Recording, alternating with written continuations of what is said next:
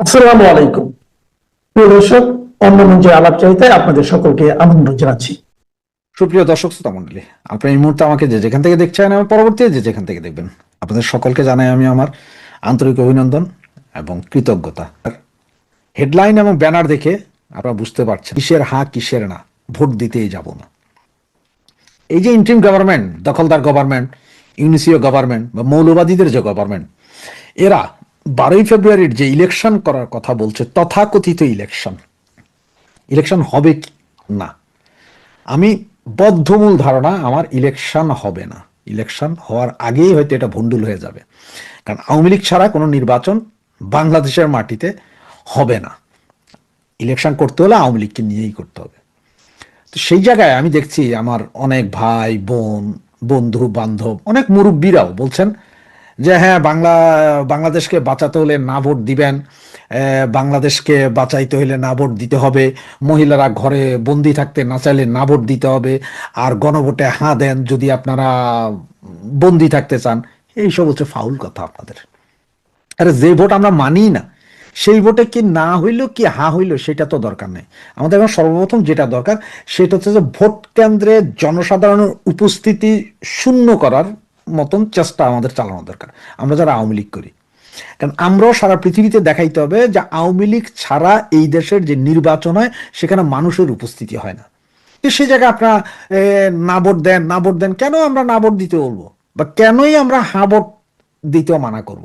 আমরা তো বলবো যে ভাই ভোট কেন্দ্রেই যাবেন না, কারণ ভোট কেন্দ্রে গেলে ওইখানে গোলাগুলি হবে, গোলাগুলি হলে হয়তো আপনার জামাই মারা যেতে পারে, আপনার ভাই মারা যেতে পারে, আপনার স্বামী মারা যেতে পারে, আপনার ছেলে মারা যেতে পারে, সুতরাং ভোট কেন্দ্রেই যাবেন না।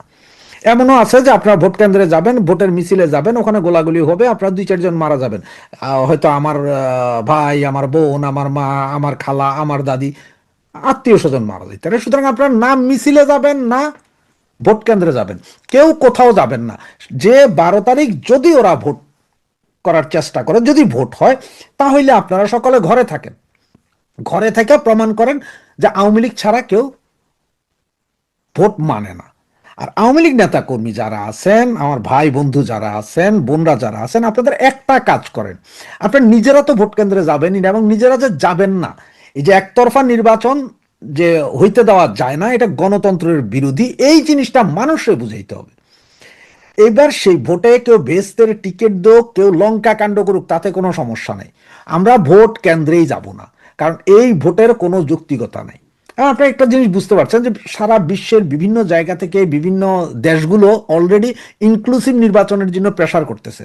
এই যে আজকে ডাক্তার ইনুচ্চা, সে যে বললো যে আওয়ামী লীগ এখনো ক্ষমা চায় নাই, রিকনসিলিয়েশন চিন্তা করতে, আর ওরা ক্ষমা চাইলে, এই বেটা তুই কে, তোর কাছে আমি ক্ষমা চাইবো কেন, তোর কাছে আওয়ামী লীগ ক্ষমা চাইবি কেন, বরঞ্চ তুই হারামজাদা আমাদের কাছে, আওয়ামী লীগের কাছে, দেশবাসীর কাছে ক্ষমা চাইবি, উল্লঙ্গ হইয়া রাস্তা রাস্তায় দৌড়াবি তুই। তোদের কাজ হয়েছে এইটা, তোদের কাছে কেন আওয়ামী লীগ চাইবে? আওয়ামী লীগ যদি ক্ষমা চাইতো, আওয়ামী লীগ যদি অন্যায় করে তাকে সাথে দেশের জনগণ সিদ্ধান্ত নেবে। তুই ইন্ট্রিম, তুই হারামজাদা, তুই দখলদার, ইনুচ্চা, চোর, লুচ্চা, বাটপার, তুই তুই কিসের? তো আমার ভাই বোন যারা আছেন, যারা ফেসবুকে এখন অনেকে অনেকভাবেই প্রচার করতে, না ভোট দেওয়ার প্রচারটা আপনারা বেশি করতেছেন, বা আপনারা ওই যে হ্যাঁ ভোট দিলে কি কি হইতে পারে এই প্রচারটা করতেছেন, দয়া করে আপনাদের কাছে রিকোয়েস্ট, হ্যাঁ ভোট না ভোট, 12 তারিখের ভোট, এগুলো নিয়ে কথা বলেন। একটাই কথা বলেন, আওয়ামী লীগ ছাড়া কোনো নির্বাচন হবে না, এইটা বলেন, যে আমরা কেউ ভোট দিতে যাব না, এইভাবে বলেন। এতে আমাদের উপকার হবে যে আমরা কেউ ভোট কেন্দ্রে যাব না, যদি মরতে না চান ভোট কেন্দ্র বয়কট করেন, এইসব কথাগুলো বলেন। কেন আমরা অমুক অমুকটা করেন তমুকটা করেন, এগুলো তো আমাদের বলার দরকার নেই, এগুলো আমাদের বলার দরকার নেই, এগুলো হচ্ছে পাগলের প্রলাপ। আমি বহু ভালো ভালো এখন ফেসবুক অ্যাক্টিভিস্ট দেখছি, ওনারাও পোস্টার বানাইতেছেন, কি মহিলারা বাসায় থাকতে চাইলে, ওই ভিক্ষা খাইতে চাইলে আপনারা হাতে ভোট দিন। কেন রে বাবা? আপনি তো বলে আওয়ামী লীগ, সারা জীবন আওয়ামী লীগ করছে, তো আপনি এখন কেন ওই ভিক্ষা খাইতে হইলে বা মুখ চাইলে আপনারা হাতে ভোট দিন, নাতে ভোট দিলে দেশ বাঁচবে কেন? আপনারা এগুলো বলবেন কেন? হ্যাঁ না ভোটে যাবেন কেন? এই ভোটের কথা বলবেন, একটাই বলতে পারেন যে 12 তারিখের ভোট আমরা মানি না। এখন দেখেন, আমরা ভোট বয়কটও করব না, আমরা বয়কট করিনি তো, আমরা বয়কট করিনি, টেকনিক, সবকিছুই টেকনিক। আওয়ামী লীগ কি বলছে? আওয়ামী লীগ কি ভোট বয়কট করছে? না। আওয়ামী লীগ বলছে আমাদের যাইতেই দাও না, আমরা এটা মানি না, আমরা তো বর্জন করি না। ভোট তো আওয়ামী লীগ বর্জন করে না কখনো। আওয়ামী লীগ তো ভোটের রাজনীতি করে, সব সময় ভোটে দাঁড়িয়েছে আওয়ামী লীগ। আওয়ামী লীগ কখনো ভোট করতে পিছপা হয়নি। আওয়ামী লীগ এইবারও ভোট করতে ওনারা, আওয়ামী লীগ পিছপা না, কিন্তু আওয়ামী লীগকে নির্বাচন করতেই দিতেছেন না। আওয়ামী লীগকে যে নিষিদ্ধ করে, রাজনৈতিক কর্মকাণ্ড নিষিদ্ধ করে, ব্যালেটে নৌকার প্রতীক পর্যন্ত উঠে দিয়া আপনারা আওয়ামী লীগের বাইরে রেখে নির্বাচন করার চেষ্টা করতেছেন। তাহলে সেই নির্বাচনকে আমরা অবৈধ বলবো, সেই নির্বাচন আমরা মানি না, সেই নির্বাচনে আমরা কেউ ভোট দিতে যাব না। এবং সেই ভোটে ব্যালট পেপারের কোথায় কার সিল আছে, কোথায় কার সিল নাই, কে কে গ্রুপিং করলো, কে কে দল ভাঙাইয়া ফেললো, কে হাতে দিবে, কে নাতে দিবে, হাতে দিলে কি বরবাদি হবেন, নাতে দিলে কি সুবিধা হবেন, এগুলো আমরা বলতে যাবো না। আমরা একটা কথা আমাদের, যে আমরা অবৈধ নির্বাচন মানি না, ভোট কেন্দ্রে কেউ যাব না।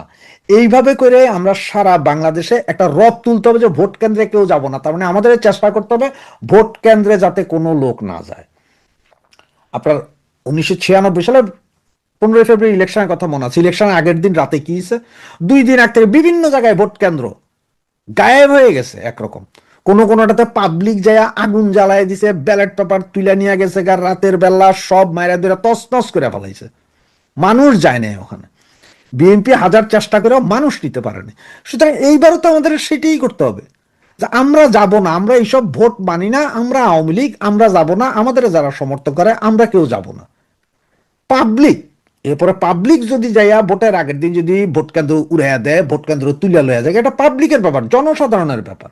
যে জনসাধারণও হয়তো এই ভোট মানবে না, তারা হয়তো ইয়ে করতে পারে। জনসাধারণ হয়তো ভোটের আগের দিন রাতে বিভিন্ন কিছু ঘটতে পারে।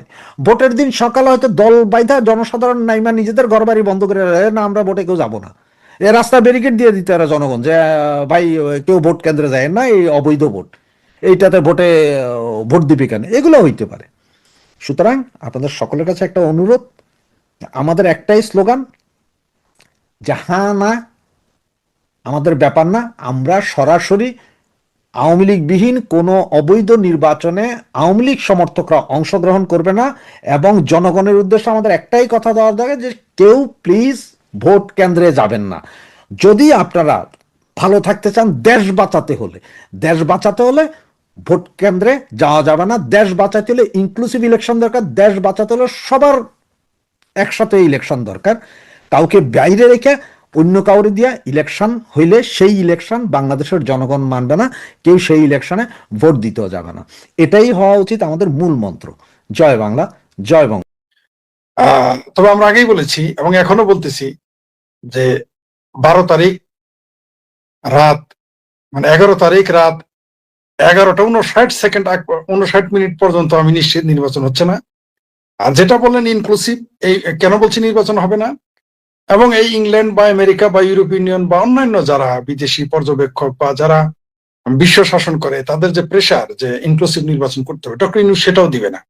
আপনি একটা ভালো কথা বলেছেন, এমন হতে পারে সে পালিয়ে যাবে আগেই, হতে পারে এটা।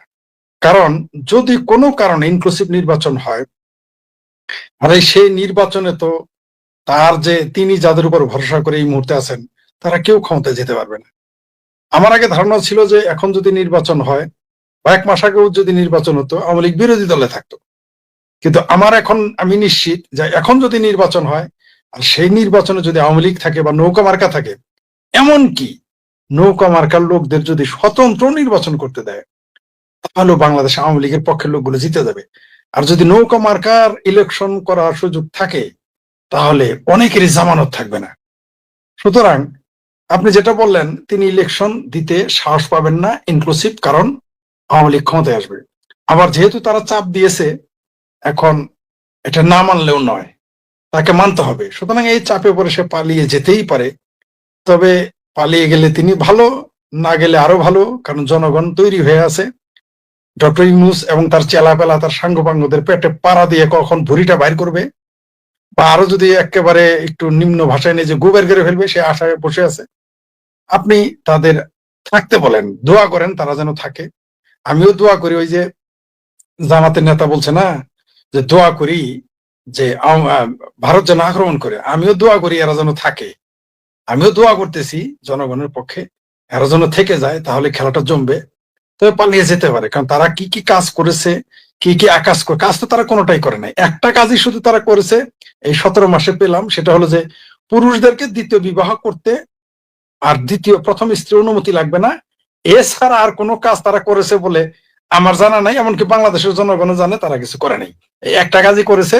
তবে এই কাজ করার জন্য মাশাআল্লাহ নারীরা যদি ইউনূসকে পায় তার পাছার চামড়া তুলে ফেলতে পারে, কোনো সন্দেহ নাই। কারণ এমনকি তারা কারা তুলবে চামড়া জানেন? যারা তার পক্ষে আন্দোলন করছে তারাই, ওই যারার খালা, যারার মায়ে, তারপরে কি আরো কি আমার ভাবির কন্যারা আছে, তাদের নাম তোর মনে তাবাসসুম ফাওয়াসসুম খাওয়াসসুম, ওদের মা খালারা ইউনূসের পাছার চামড়া তুলে নিবে। এমনকি আমার ধারণা যে তাবাসসুম যারাদের ভাত বন্ধ হয়ে যাবে বাড়িতে, ডক্টর ইউনূস যে কাজটা মাশাআল্লাহ করেছে। এখন ব্লাউজ ছাড়া তো দূরের কথা, এখন তারা এক স্বামী নিয়ে আর থাকতে পারবে না, একা আর স্বামী নিয়ে। ইউনূস তাদের এমন উপকারী করেছে যে ইউনূস তাদের মা খালা এমনকি তাদেরও এক স্বামী নিয়ে আর সংসার করতে দিবে না, যাতে সতীন আসতে পারে সেই ব্যবস্থাটা মাশাআল্লাহ ইউনূসের কাজ করার মধ্যে এটাই করেছে। সুতরাং এখন বুঝতেই পারতেছেন যে ইউনূসের পরিণতি কি হবে। তিনি এক ফুট রাস্তা তৈরি করেন নাই, 1 ফুট রেল লাইন তৈরি করেন নাই, মানে রেলপথ তৈরি করেন নাই, 1 ফুট স্থলপথ বাড়ান নাই, তিনি 1 ইঞ্চি কোনো কালভার্ট বানান নাই, কোনো কাজই তিনি করেন নাই। বাংলাদেশের রাজনীতিবিদেরা যত লুটেরা হোক, যত বদমাইশ হোক, তারা দেশের কিছু না কিছু কাজ করে। ডক্টর ইউনূস কিছুই করেন নাই নিজের কাজ এবং আকাশ ছাড়া। নিজের কাম বাগায় নিছে, একটা হলো আদম ব্যাপারে লাইসেন্স, দ্বিতীয় হইলো 666 কোটি টাকা ট্যাক্স মাফ, এমনকি 29 সাল পর্যন্ত তার খাজনা ট্যাক্স কিছু দিতে হবে না। এই বাংলাদেশ তার বাপদাদার সম্পত্তি হয়ে গেছে। পৃথিবীতে আমি কোনোদিন শুনি নাই যে কেউ ক্ষমতায় এসে তার ব্যবসাকে মানে 5 বছরের অগ্রিম খাজনা মাফ করে, এরকম আমি কোনোদিন শুনি নাই। মানে ডক্টর ইউনূস আমাদের নতুন অর্থনীতি শিখিয়ে গেলেন, বাংলাদেশের মানুষ নয়া শাসক পেয়েছে। আগামীতে যদি আওয়ামী লীগের এমপি, বিএনপির এমপি, মন্ত্রীরা যদি তাদের ব্যবসা এরকম করে নেয়, তখন ইউনূস কি বলবে আমি এটা বুঝতে পারতাছি না। মানে পুঁজিবাদ খারাপ, আর বাংলাদেশের মতো দেশগুলো পুঁজিবাদ তো জঘন্য খারাপ, এবং তার মধ্যে ইউনূসের পুঁজিবাদ হলো আরো খারাপ। সেটা হলো যেই ক্ষমতা, মানে এখন আমার মনে হচ্ছে যে যদি ক্ষমতায় যেতে পারতাম তাহলে তো মোটামুটি 5 বছরের জন্য খাজনা ট্যাক্স, এমনকি দ্বিতীয় বিবাহের অনুমতিও পেয়ে গেলাম। কত আসলে ইউনূস সরকার খুব ভালো সরকার, আপনারা যাই বলেন। আসলে কিন্তু জিয়া ভাই যাই বলেন, আমরা যত যাই বলি, ইউনূস সরকার কিন্তু পুরুষের জন্য খুব ভালো সরকার, লুটেরাদের জন্য ভালো সরকার। ক্ষমতায় গেলে ট্যাক্স দিতে হবে না, আমরা নতুন করে শিখলাম। ইউনূসের আমি যদি কোনোদিন ক্ষমতা যেতে পারি, ডক্টর ইউনূসের আমরা মরণোত্তর নোবেল প্রাইজ দিব। এখন বলবেন মরণোত্তর কেন? কারণ পাবলিক তো তার পেটে পাড়াতে যখন গুবের করবে সে তার বেঁচে থাকবে না, তাই তার মরণোত্তর তার কবরে গিয়ে আমি একটা নোবেল প্রাইজ দিয়ে আসবো। কারণ আমরা এখন দেখলাম, আমিও চাই ডক্টর ইউনূস আরো ক্ষমতায় থাকুক, কেবল 2 বিয়ের অনুমতি দিছে, পরে যেন 4র্থ বিবাহের অনুমতিও থাকে। তারপরে আমার মনে হয় ইউনূস যদি আরেকটু ঠিক মতো ক্ষমতায় থাকে, দাস দাসী রাখার অনুমতিও দিয়ে যাবেন। সুবহানাল্লাহ না বলে কেউ যাবেন না। মৌলবীদের খুব প্রিয় সরকার এটা। আমিও মোটামুটি পুরুষ হিসেবে তো এই সরকারকে সমর্থন করা উচিত, তাকে একটু দূরে সরে রাখছে না। আমার বললে তো দোষ না, তো আমি বলবো ডক্টর ইউনূস বলছে আমার কিছু করার আগে আসিফ সারকে ধরতে হবে, আমাকে কিছু করার আগে আমার ভাবির পোলাদের ধরতে হবে, আমাকে কিছু বলার আগে আমার ভাবির কন্যাদের ধরতে হবে, আমাকে কিছু বলার আগে ডক্টর ইউনূসকে এবং জওয়াজার রহমান এদেরকে ধরতে হবে। তারপরে ফরিদ ও আমি তো ভুলেই গেছি আইনটা কেন বললো, ওই যে ফ্রড মাজারের বিয়ে করতে খুব সমস্যা হয়েছিল। অদ্ভুত ব্যাপার দেখেন, ডক্টর হুমায়ুন আজাদ বলেছিলেন আজকালকার যুগের নারীরা হচ্ছে পুরুষের প্রতিনিধি, তারা হচ্ছে পুরুষের প্রতিনিধি। এই ফরিদ আক্তার, এই যে দেখেন সে এটা পাশ করে দিল। যাক, এখন এইবার যদি ইচ্ছা করে এখন আর ভয় পাইতে হবে না ফ্রড মাজারকে, ঠিক আছে? চিঙ্কুবামদের উস্তাদ, তারপরে ল্যাংটা সুলেমানের গুরু, ফ্রড মাজারকে আর চিন্তা করতে হবে না। তিনি চাইলে এখন আর কন্যা বানিয়ে, মৌখিক কন্যা বানিয়ে, গুরু কন্যা বানিয়ে তাকে পেট বানাইতে হবে না। এখন তিনি বইয়ের অনুমতি ছাড়াই, তাকে আর বইয়ের ডরে পালায় যাইতে হবে না, কিডন্যাপ নাটক করতে হবে না। তিনি বইয়ের অনুমতি ছাড়াই এখন বিবাহ, এখন তার বিবাহ হবে না, তুকু হাঙ্গা করতে পারবেন, কোনো সমস্যা নেই। ডক্টর ইউনূস এবং তার বই তাকে এই সুযোগ, মহান সুযোগটা করে দিয়েছে। আপনারা দোয়া করতে থাকেন ইউনূস সরকার যেন এরকম থাকে। ভবিষ্যতে বাংলাদেশের নারীরাই দেখবেন এদের ঝাঁটা দিয়ে পিটিয়ে এদের দৌড়াবে, আমাদের আন্দোলন করতে হবে না, যেটা ধ্বংস করেই ছাড়বে। কারণ হইলো বাংলাদেশে যেহেতু এটা ভারতে তৈরি করে দিছিল, ভারত বাংলাদেশের মুক্তিযুদ্ধে সহযোগিতা করেছিল, তাই মুক্তিযুদ্ধকে ধ্বংস করতেছে তারা। তেমনি তারা চিন্তা করছে যে ক্রিকেটার রাইখে কি হবে, ক্রিকেটে তো ডালমিয়া সাহেবের পৃষ্ঠপোষকতায় বাংলাদেশ ক্রিকেটে তো উপরে, তাই এটাকে ধ্বংস তারা করতেই পারে। কারণ হলো যে এই ক্রিকেট খেললে যদি বাই চান্স আবার বাংলাদেশের কাছে পাকিস্তান হেরে যায়, তাহলে এখন যারা ক্ষমতায় আছে তাদের হৃদয় তো জ্বলে পুড়ে ছাই হয়ে যাবে। সেই জন্য যাতে বাংলাদেশ না থাকতে পারে, বাংলাদেশকে নিয়ে না আরো যদি নিচে নামে সেটাও যদি ব্যবস্থা হয়, সেই ব্যবস্থা তারা করে ফেলেছে। তাদের তো দেশের প্রতি দায়ভার নাই, তাদের না আছে দেশের প্রতি দায়ভার, না আছে সংবিধানের প্রতি দায়ভার, না আছে সমাজের প্রতি দায়, বা না আছে মানুষের প্রতি কমিটমেন্ট, তারা তো ক্ষমতায় আপনি ভোট দিয়ে আনেন নাই, এনেছেন? আমি ভোট দিয়েছি, দিই নেই, এমনকি আমাদের সমর্থন না, এটা বিপ্লবী সরকারও না। তাদের যে তথাকথিত বিপ্লবের কথা বলে, সেই বিপ্লবের সরকারও না। তাহলে এরা কারা? এরা হচ্ছে, আপনারা বলেন দালাল, দালাল বললেও একটা সম্মান দেওয়া হয়। দালালি করতে কিন্তু মিনিমাম যোগ্যতা লাগে। দিয়া ভাই যদি আমাকে পাটের দালাল বানান, আপনি যদি আমাকে এই যে কি সরিষা, তিল এগুলো দালাল বানান, তাহলে কিন্তু আমার মিনিমাম যোগ্যতা থাকতে হবে, সেই জিনিসটা বুঝতে হবে। এরা হচ্ছে গোলাম, এরা হচ্ছে গোলাম ইবনে ইউনূস, হচ্ছে গোলাম। ইউনূসের পার্টিরা হচ্ছে গোলাম ইবনে গোলাম। তো এরা তো আসছে দাসত্ব করতে, অন্য একটি দেশের প্রভুর, এমনকি পাকিস্তানের খয়ের খা হিসেবে তারা এখানে আসছে। এরা তো আসবে। বাংলাদেশ যে যত রকম ভাবে খেলাধুলায়, শিল্প, সাহিত্য, সংস্কৃতি, শুধু ওয়াজটা ছাড়া সবই তারা ধ্বংস করবে। বাংলাদেশে মাদ্রাসা ছাড়া আর ওয়াজ ছাড়া সবই তারা ধ্বংস না করে দেশ থেকে যাবে না। তাদের অবস্থা দৃষ্টে তাই মনে হচ্ছে। 14ই জানুয়ারি মার্কিন সংবাদ মাধ্যম ফক্স নিউজ একটি চাঞ্চল্যকর প্রতিবেদন প্রকাশ করেছে, যেখানে বলা হয়েছে মার্কিন যুক্তরাষ্ট্র বাংলাদেশ সহ বিশ্বের 75টি দেশের উপর অভিবাসী ভিসা প্রক্রিয়াকরণ অনির্দিষ্টকালের জন্য স্থগিত করেছে। এই সিদ্ধান্তটি ট্রাম্প প্রশাসনের অভিবাসন নীতির ক্ষেত্রে একটি কঠোর এবং চরম পদক্ষেপ হিসেবে বিবেচিত হচ্ছে, যা কেবল অভিবাসন নয় বরং আন্তর্জাতিক সম্পর্কের নতুন সমীকরণ তৈরি করেছে। মার্কিন পররাষ্ট্র দপ্তরের একটি অভ্যন্তরীণ মেমোর বরাত দিয়ে ফক্স নিউজ জানিয়েছে, এই দেশগুলোর নাগরিকদের জন্য নতুন করে অভিবাসী ভিসা ইস্যু করা আপাতত বন্ধ থাকবে এবং এর প্রাথমিক কারণ হিসেবে পাবলিক চার্জ সংক্রান্ত আইনের কঠোর প্রয়োগ এবং আবেদনকারীদের যাচাই বাছাই বা ভেটিং প্রক্রিয়া পুনর্মূল্যায়নকে চিহ্নিত করা হয়েছে। দর্শক, মাত্র 3 দিন আগে মার্কিন যুক্তরাষ্ট্র সফর শেষ করে এসেছেন বাংলাদেশের অন্তর্বর্তী সরকারের জাতীয় নিরাপত্তা উপদেষ্টা খলিলুর রহমান। এই সফর বিশেষ সাফল্যমণ্ডিত ছিল বলে সরকারের পক্ষ থেকে দাবি করা হয়েছিল। তার শেষ সফর আগে খবর ছিল ট্রাম্প প্রশাসন বাংলাদেশকে 18.5 লাখ টাকার ভিসা বন্ডের দেশের ক্যাটাগরিতে ফেলেছে। আর খলিলুর রহমানের সফর শেষে এবার ভিসাই বন্ধ করেছে মার্কিন সরকার। দর্শক, এর আগে 2021 ও 2023 সালে মার্কিন যুক্তরাষ্ট্র সীমিত আকারে বাংলাদেশিদের উপর ভিসা স্যাংশন দিয়েছিল। 2021 সালে র্যাবের 7 কর্মকর্তা আর 2023 সালে অবাধ ও সুষ্ঠু নির্বাচনে বাধা দানকারীদের উপর ভিসা স্যাংশন আরোপের কথা জানানো হয়েছিল। কিন্তু এবার সব বাংলাদেশিদের জন্য ভিসা প্রক্রিয়া স্থগিত করেছে যুক্তরাষ্ট্র। প্রশ্ন হলো, খলিলুর রহমানের সফরের পর আবার বাংলাদেশের ঠিক জাতীয় নির্বাচনের আগে ট্রাম্প প্রশাসনের এমন পদক্ষেপ কি বার্তা দিচ্ছে? ফক্স নিউজ ডিজিটাল প্রথম এই খবরটি প্রকাশ করে। খবরে বলা হয়েছে, মার্কিন পররাষ্ট্র দপ্তর 75টি দেশের নাগরিকদের জন্য অভিবাসী ভিসা প্রক্রিয়াকরণ অনির্দিষ্টকালের জন্য স্থগিত করার নির্দেশ দিয়েছে।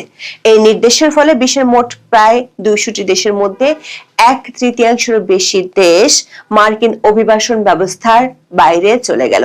মার্কিন পররাষ্ট্র দপ্তরের মুখপাত্র টমি পেক্স এক বিবৃতিতে জানিয়েছেন, মার্কিন জনগণের উদারতাকে কেউ যাতে অপব্যবহার করতে না পারে এবং যারা ভবিষ্যতে যুক্তরাষ্ট্রের জন্য বোঝা হয়ে দাঁড়াতে পারেন তাদের প্রবেশ ঠেকাতে দীর্ঘদিনের আইনি ক্ষমতা ব্যবহার করা হচ্ছে।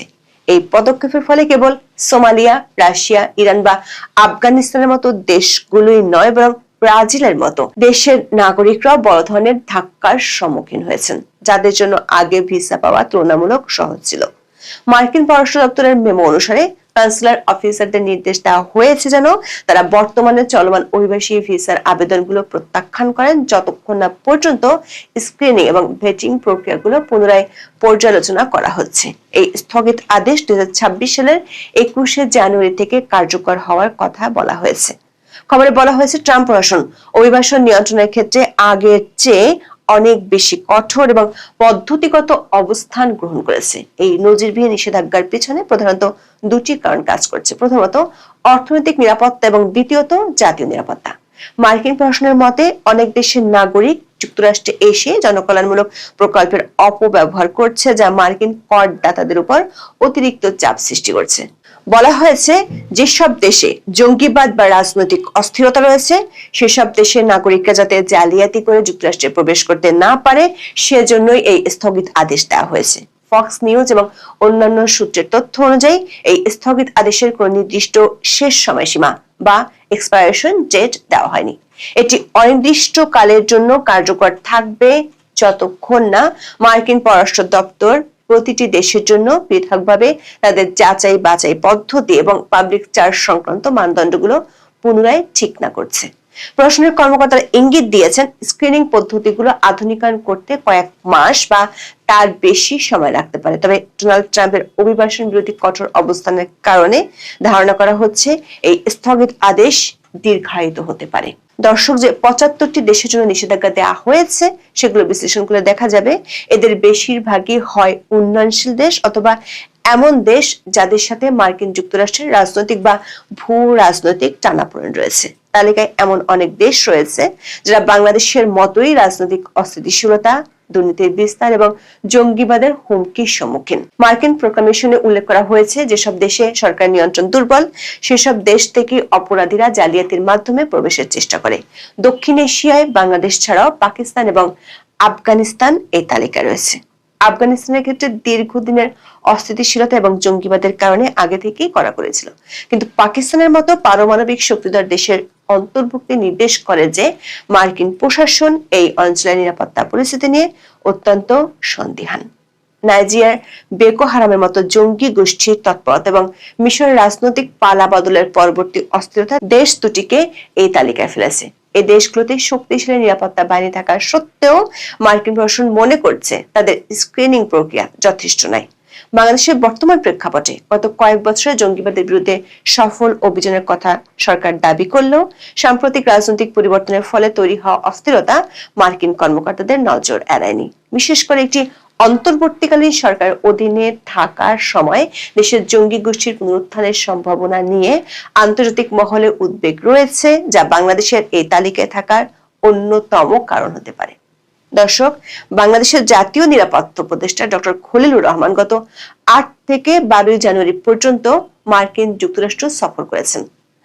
বাংলাদেশ সরকারের পক্ষ থেকে এই সফরকে অত্যন্ত সফল হিসেবে দাবি করা হয়েছিল, কিন্তু সফরের মাত্র 2 দিন পরেই এমন নিষেধাজ্ঞার খবর আসায় সরকারের দাবি এবং বাস্তব পরিস্থিতির মধ্যে এক বিশাল দূরত্ব তৈরি হয়েছে। এমনকি উপদেষ্টা খলিলুর রহমান যখন ভিসা বন্ড থেকে ব্যবসায়ীদের অব্যাহতির অনুরোধ করেছিলেন তখন মার্কিন কর্মকর্তারা তা ইতিবাচকভাবে বিবেচনায় আশ্বাস দিয়েছিলেন বলে সরকারের পক্ষ থেকে দাবি করা হয়।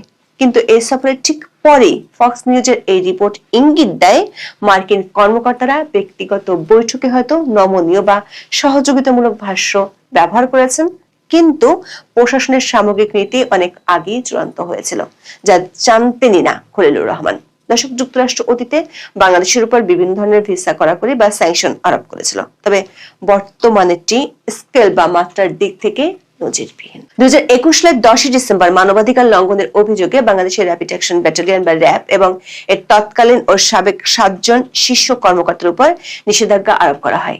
এটি ছিল গ্লোবাল ম্যাগনিটস্কি অ্যাক্টের অধীনে দেওয়া একটি স্যাংশন। এর ফলে ওই কর্মকর্তাদের যুক্তরাষ্ট্রে প্রবেশ নিষিদ্ধ করা হয় এবং তাদের সম্পদ থাকলে তা বাজেয়াপ্ত করার বিধান রাখা হয়। এরপর 2023 সালের মে মাসে মার্কিন পররাষ্ট্রমন্ত্রী অ্যান্টনি ব্লিংকেন বাংলাদেশের জন্য নতুন ভিসা নীতি ঘোষণা করেন।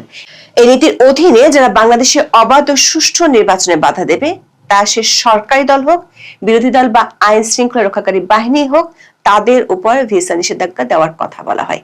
2023 সালের সেপ্টেম্বরে এই নীতির বাস্তবায়ন শুরু করার কথা জানিয়েছিল মার্কিন পররাষ্ট্র দপ্তর, তবে এবার দিল সব বাংলাদেশিদের জন্য। দর্শক, মার্কিন যুক্তরাষ্ট্রের এই ভিসা স্থগিতাদেশ বাংলাদেশের জন্য একটি বড় ধরনের ভূ রাজনৈতিক ও প্রশাসনিক সংকেত।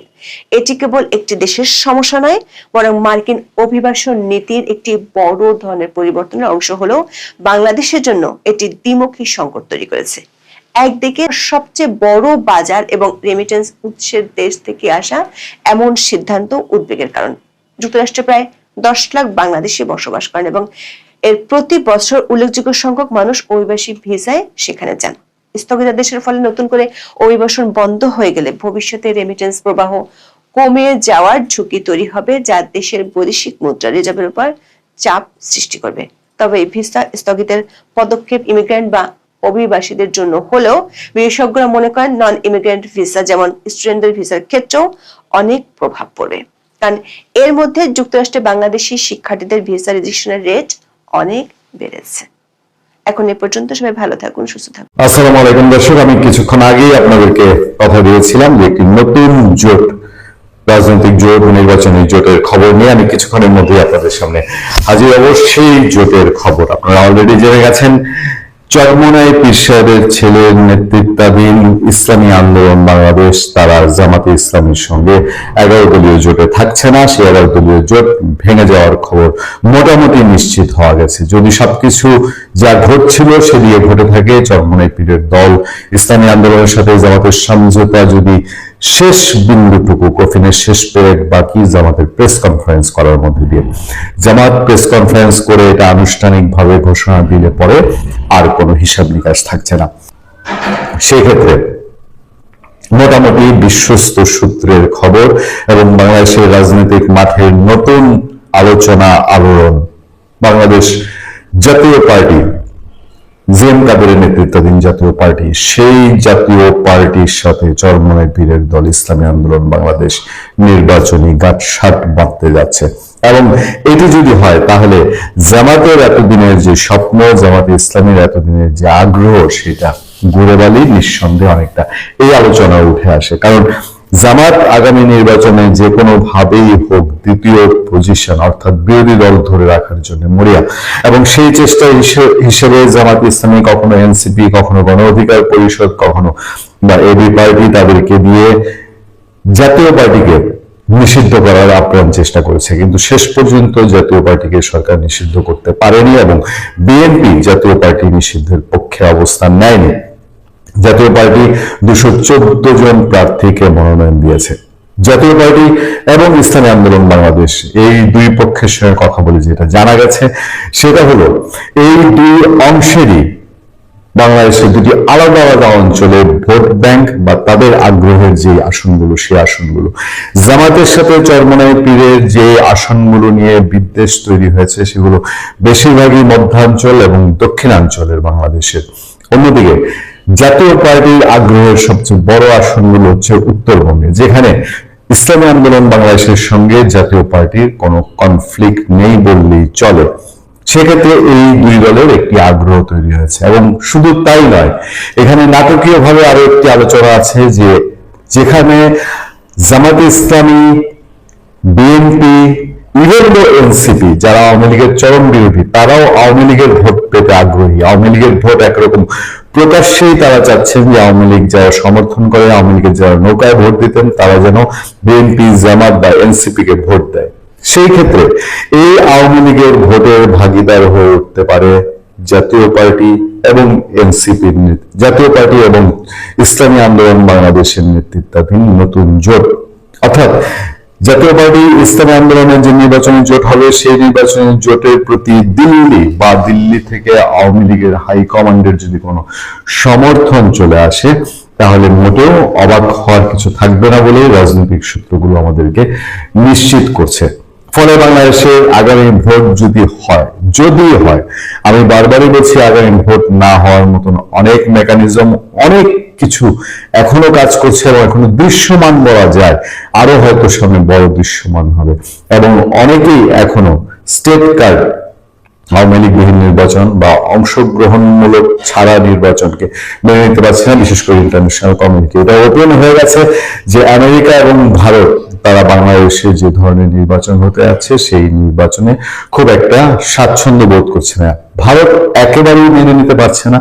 ফলে ইন্টারন্যাশনাল কমিউনিটির কাছে আগামী যে ভোট, এই ভোট গ্রহণযোগ্যতা পাওয়া খুবই দূরে হয়ে উঠবে যদি আওয়ামী লীগ ছাড়া নির্বাচন হয়।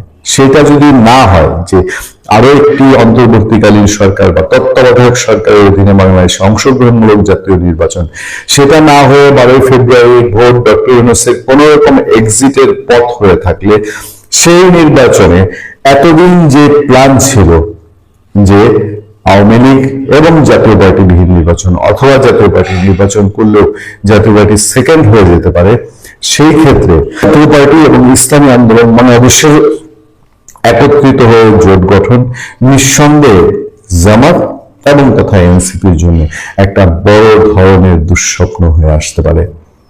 ভালো থাকবেন, সুস্থ থাকবেন। আপনার সাথে আমি আতিক রহমান পূর্ণি।